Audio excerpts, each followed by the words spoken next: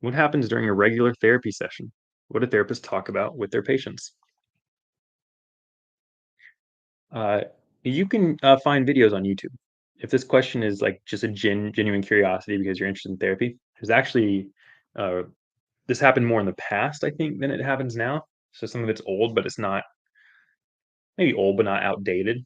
You can actually look at sessions, not because they used to be public. These are people who agreed to be recorded and put online, or some therapists used to do live sessions. I think Esther Perel has there's an HBO show. She was doing some couples therapy. I didn't watch it, but I think she's got some live stuff. People sign consents. I don't know how much the modern stuff tilts into reality TV, but if you watch the stuff from a couple decades ago, the kind of pre-reality TV era, it's I think a little bit more authentic. Um, Carl Whitaker has stuff that you can watch. Gottman, their research, a lot of it's public, so I would actually encourage you to go watch it because you actually just can watch.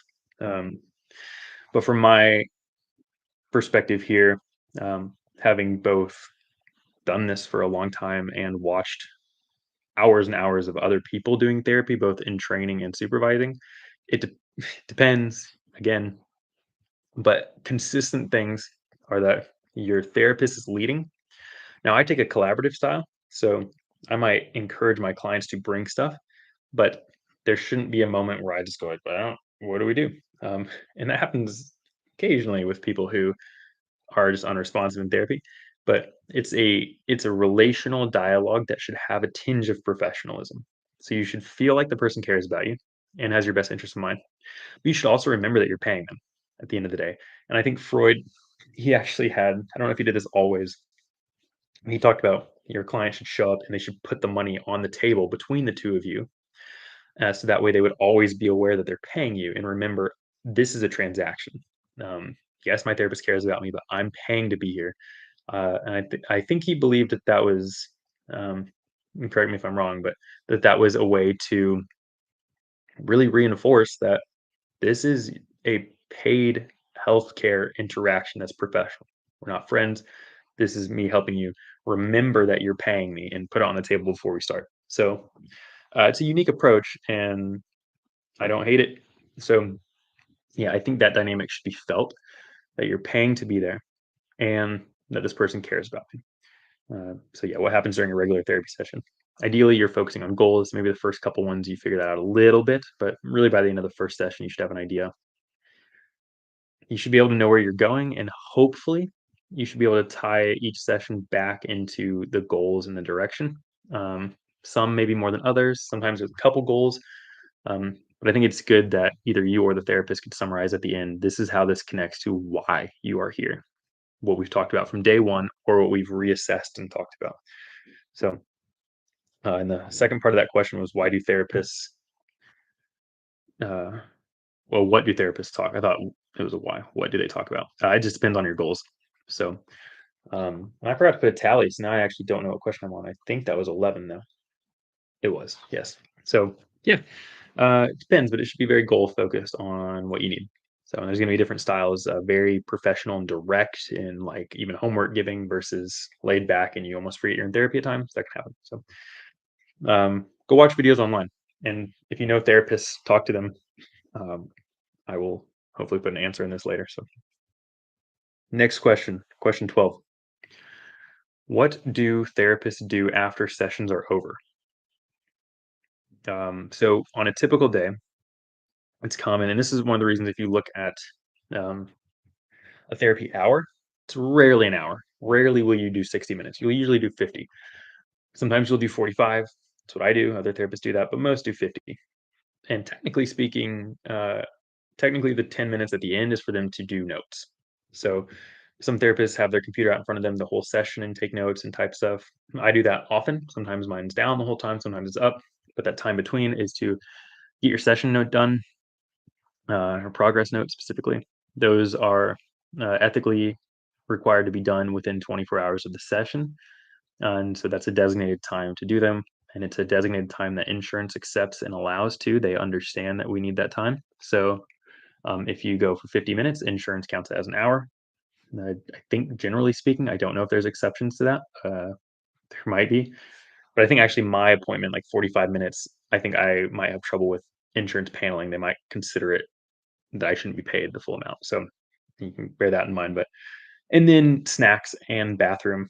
Sometimes decompressing. If you have a really hard session, some people will maybe take a power nap or they'll just like collect themselves before the next appointment.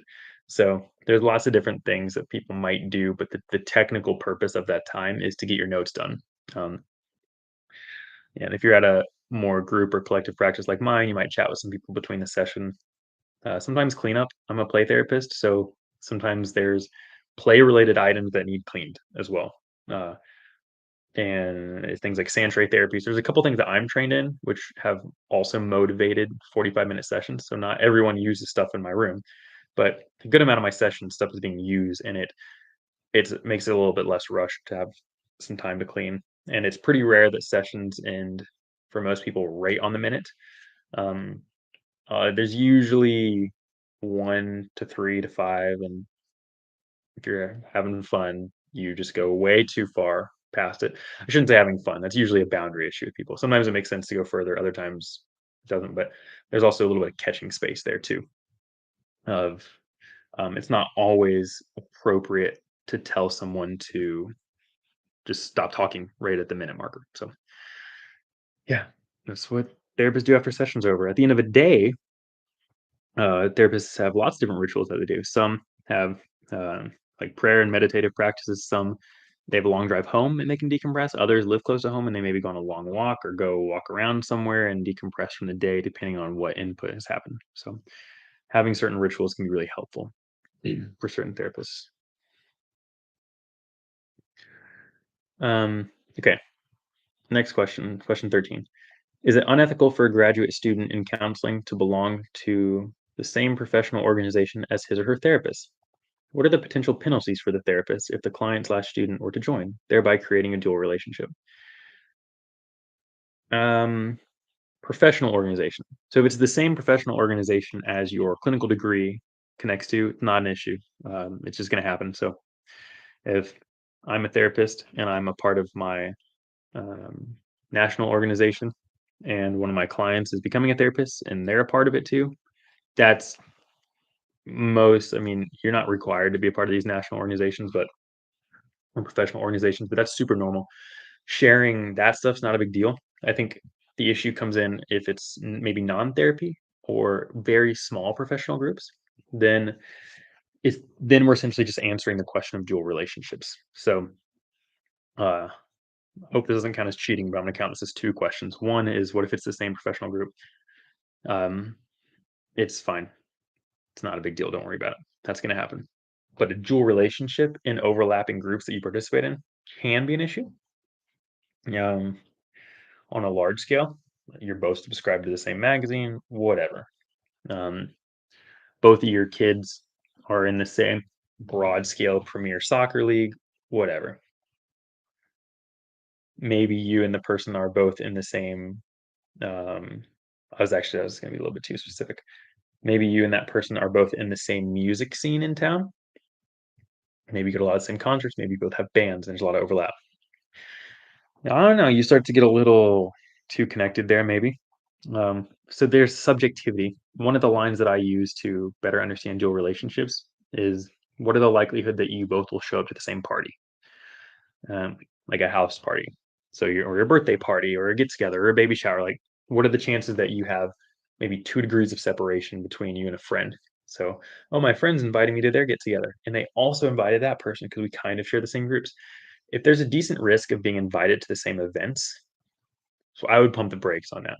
Now, very often what happens is you say yes to these cases before you understand the overlap. And as therapy goes on, you start to go like, "Oh, shoot, this is connected." I've had that happen before, and then you have to find a way to navigate that. Either we ensure that we're not at the same things, or a potentially more safe thing, if you catch it early on, to say, "Hey, I think we're gonna have to." It's maybe wisest to find you another therapist. So at that point, it turns into a conversation, and ultimately, there are cases where some people have to just really uncomfortably say, "There's a conflict of interest, and we have to terminate." So sucks, but it happens. Next question. Why are therapy intake sessions so much money? Sometimes being more than each session that will follow.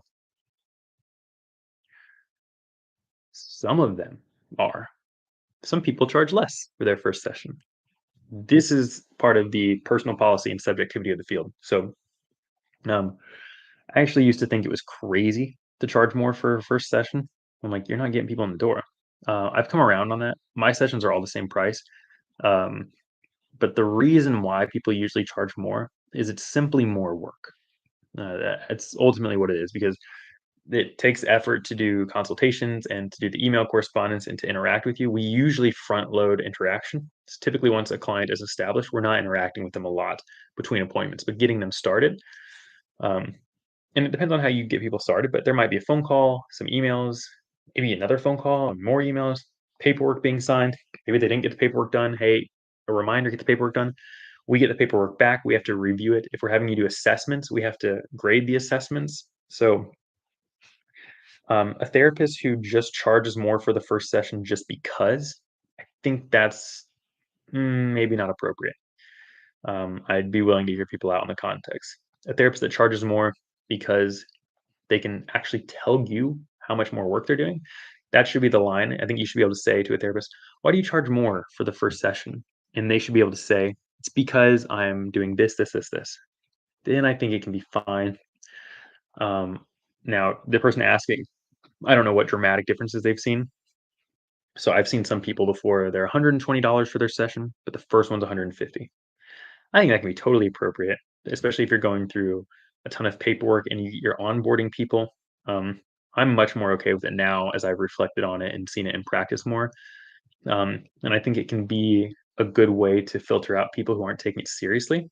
Um, Another way to do that is to actually charge before the first session, which sounds crazy. Um, but to say, hey, this is the essentially retainer starting fee. And this is just a style thing. I'm not like endorsing it, but this is why people might do different things. So but yeah, not everyone does it. At moment of recording, I don't charge any different for a first session than I do a later session. Whatever our agreed upon fee is, that's what you pay. So, um, yeah, mine's the same. So, next question,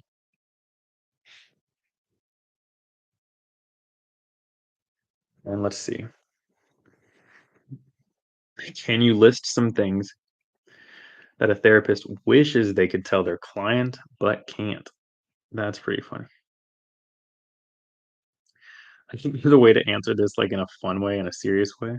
Um, we talked before. I think there's some therapists that to go back to dual relationship ones, they maybe want to express their interest in the person as a human being. So, oh, I also do that activity. Maybe you shouldn't dive into that, or maybe diving fully into personal beliefs because they love sharing it. So there's a personality thing there, where some therapists that are very maybe charismatic and social need to pull back. Um, the dual relationship pieces earlier. If you want to date your client, you should not say that, and you should probably start finding a way to stop seeing them because you're not going to be able to do appropriate work. I think the serious answer though, man, I think sometimes we really just want to tell you the answer, um, and give you advice. Now that's bias, uh, but the amount of times that I've seen a client and I just in my mind, I'm like, I know what you need to do, um, but I don't tell them because it's not my job.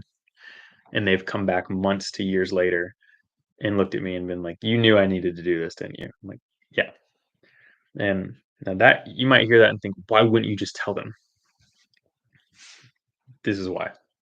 One, they have to make their decision, and sometimes they have to come to that understanding themselves. And if they trust you for input and you say, "Do this," that's your decision. Now, they do get to choose if they accept it, but you're saying, "I would do this." Second reason, you could be wrong. The last thing you want to do is tell someone what to do and you're wrong. And the reason those things are relevant, because I guarantee if you're listening, you can think of like, yeah, but third is we are being paid to help guide them in a way that is set with therapeutic standards. We're not giving answers.